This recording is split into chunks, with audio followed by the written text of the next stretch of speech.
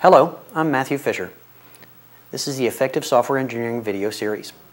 This chapter is on testing. So previous chapters have covered process and programming. Testing is another key component along with programming in the overall process of software engineering. So testing is the process and procedures of determining if software is behaving correctly. It is an often overlooked portion of the software engineering process and certainly is often funded, if not in terms of money, often in terms of time. So let's talk about why testing is important. I think the key is customer satisfaction, right? So depending on the particular domain of the software, testing can be critical. Airplane avionics might be an area where software testing is critical and no expense can be spared. All the way down through single user software where your script that you wrote for yourself, testing may not be too important because you can just fix it as you go.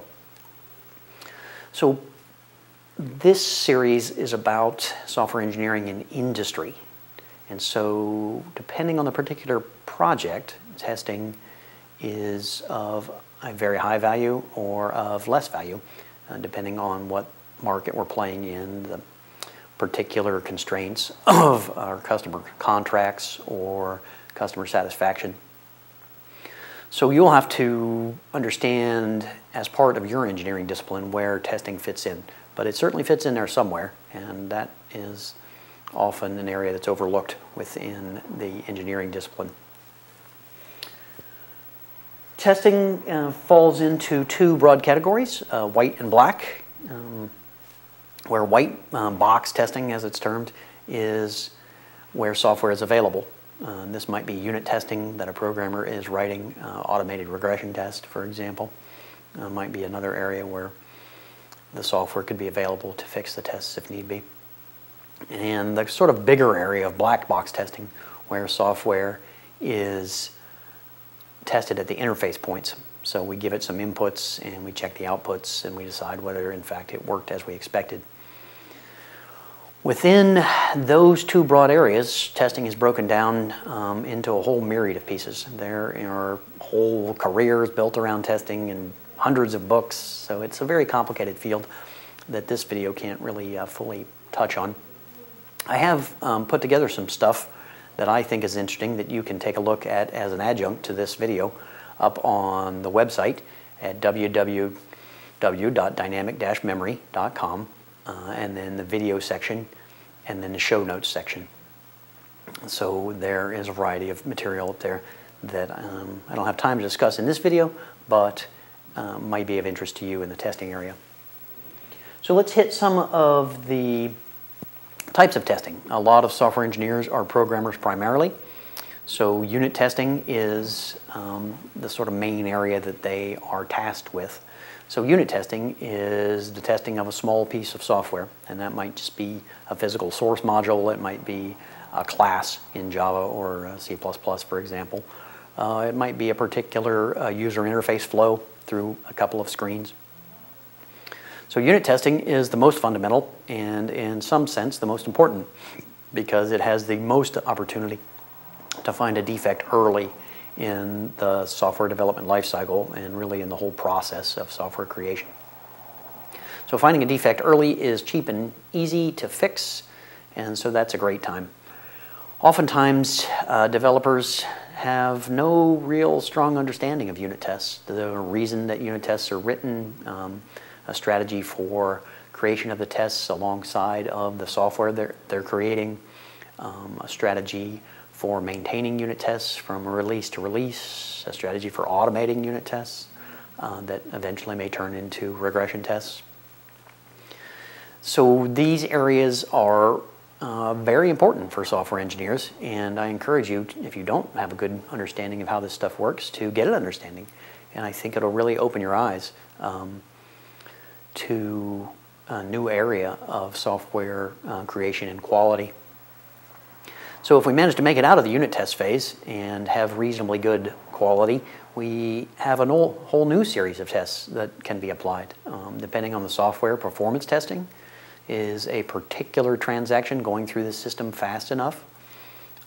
Scalability testing, right? So it works fine with one transaction, but when we put 1 million through, the software falls over. We have system testing, which is oftentimes a whole department or division of a company where functional tests are done on software, oftentimes in a black box way. So we'll set up the software and run some records or transactions through it and take a look at the outputs and see if it worked. In an effective organization, these tests are tied back all the way to the requirements so that we can test to see if the requirements that we agreed on those months ago, or sometimes years ago, are in fact embodied in the software. So system testing is a very important task to make certain that the software works as designed. Scalability, we hit. End-to-end testing actually is a sort of personal favorite of mine. I oftentimes, as an engineer in my career, have worked on one component within a series of components that are assembled in the field to produce a particular result. So let's pick a good example. Making a cellular telephone call, I think, is a great example. I have a big background in telecom, so that's some of my favorite. To pick up my phone and dial a number and talk to somebody on the other end is an enormous challenge in software engineering. There are probably billions of lines of software that are involved from end to end. So doing testing on a particular component is certainly a good thing, but at some point someone's going to make a call and all the pieces have to work together. Why don't we do better testing, I think, is a good question, right? So unit testing in particular, I don't really see any good excuse. At least basic unit tests are, in my mind, required. We can't know the software is doing what it's supposed to do unless we have some sort of basic unit tests. As the software moves down the life cycle, it starts to get squeezed in terms of time, and this oftentimes is the excuse for not doing more thorough testing. That we want the software out in the marketplace at a particular date, and as that date approaches, the testing budget gets squeezed. Oftentimes this is a good business strategy, right? We need it out there, and if it's broken, we'll fix it in the field.